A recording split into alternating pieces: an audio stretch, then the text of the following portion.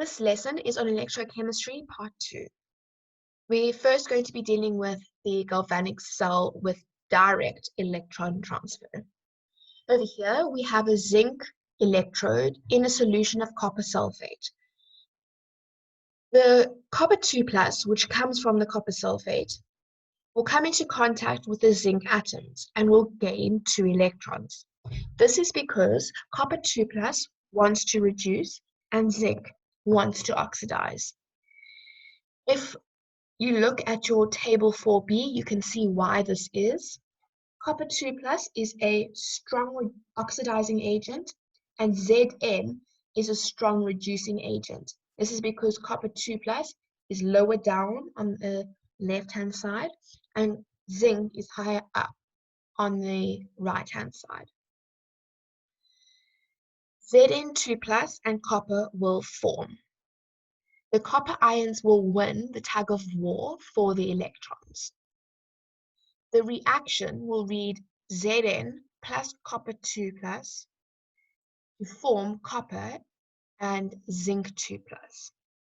The sulfate ion remains the same throughout. It is therefore a spectator ion. It does not gain or lose electrons. This reaction is an exothermic reaction.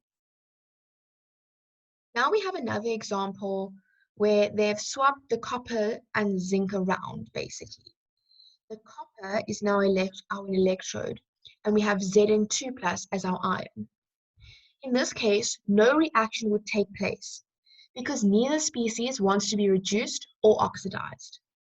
If you look again at your table 4b, you can see that Zn2+ is a weak oxidizing agent, and copper is a weak reducing agent. So therefore, neither species wants to be reduced or oxidized. Next is the galvanic cell with an indirect electron transfer. So over here, we have a basic structure of a galvanic cell.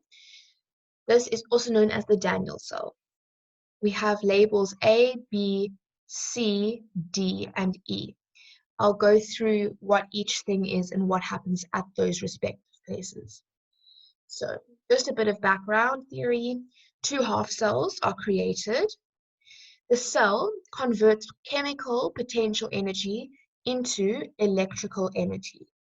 This is important to know, especially when we're going to start comparing different types of cells. So with the galvanic cell, the cell converts chemical potential energy into electrical energy. Current in the external wire is converted into other forms of energy. This is our external wire over here with the voltmeter. It's always important to remember the little rhyme, anox and red cat. That means that oxidation happens at the anode and reduction happens at the cathode. So at A, we have our anode. Anode is the electrode where oxidation takes place. We have zinc as our anode in a solution of ZnSO4. Zinc atoms become ions. They want to oxidize. We see this from our table 4b. Zinc is a strong reducing agent, therefore they want to oxidize. They attract water molecules and dissolve into the solution. Each zinc atom oxidizes to become Zn2+ and leaves 2 electrons on the electrode, which can travel to the cathode half-cell through the external conductor. Okay, so that's a lot to take in. So the zinc atoms in the anode, they oxidize, so they become Zn2+. And they lose electrons. So they leave behind 2 electrons.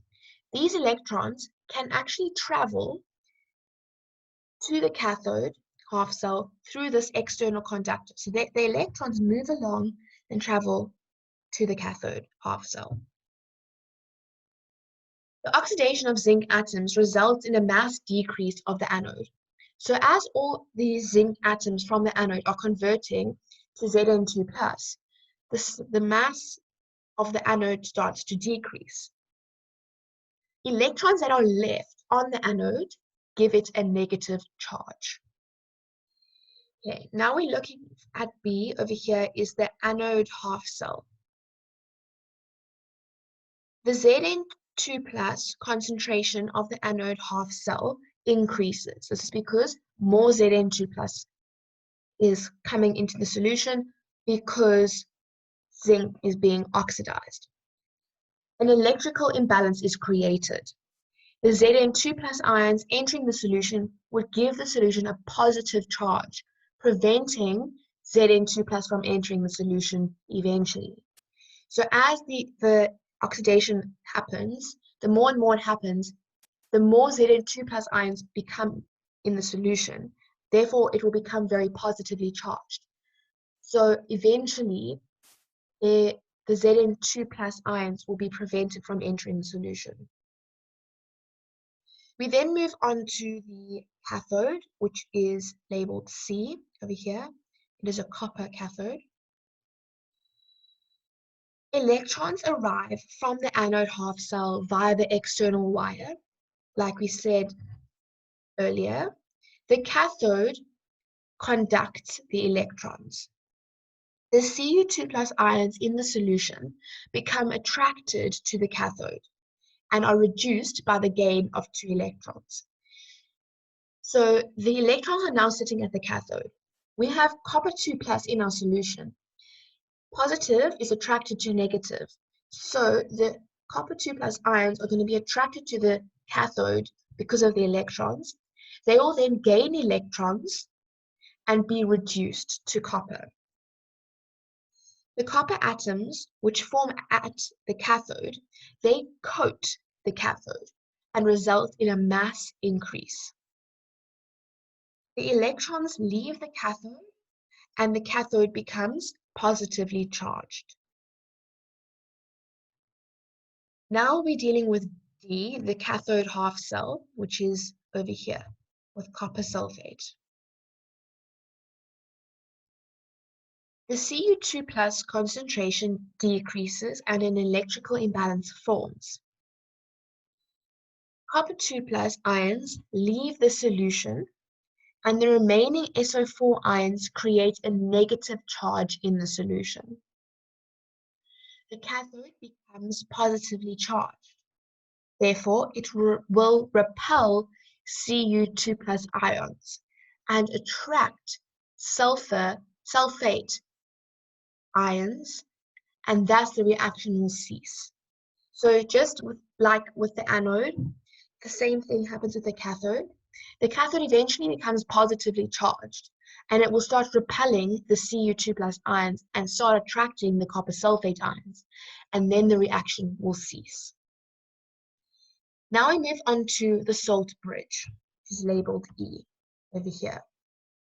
The salt bridge consists of potassium nitrate.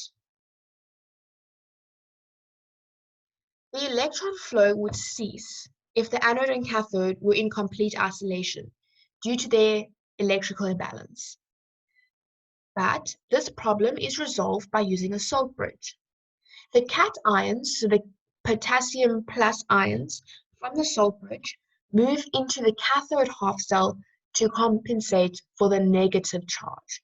So remember we said in the cathode it becomes negatively charged, and that's what stops the reaction. The cations from the salt bridge are positive, so they come and neutralize the cell. The anions, the NO3 minus ions, move into the anode half cell to neutralize the positive charge. This assists in stopping the reaction from stopping, basically. So, functions of the salt bridge: it completes the circuit by indirectly enabling the electrons to move through the external circuit. No electrons move through the salt bridge. So all electrons move in our external circuit, which I showed you earlier, and ions move via the salt bridge. Okay, it maintains the half cells to be neutral. That's another function. It keeps the half cells neutral. It allows ions to move through electrolyte to balance ion concentrations. So the overall reaction, Zn becomes Zn2 plus 2 electrons. The copper 2 plus gains the 2 electrons and forms copper. This results in Zn plus copper 2 plus to give you Zn2 plus copper. Okay. The size of the electrode. Increase in surface area will result in a greater rate of half reactions at the anode and cathode, and therefore more electrons will raise the current flowing through the circuit. So increase in surface area, greater rate of reactions, therefore more electrons will raise the current flowing through the circuit. The size of the salt bridge, the shorter and wider the salt bridge, it will neutralize the solution faster and result in more efficient half reactions. Therefore, more electrons and a greater current. These are just a few application questions which can be asked. That is all for this video. In the next video, we'll move on to cell notation.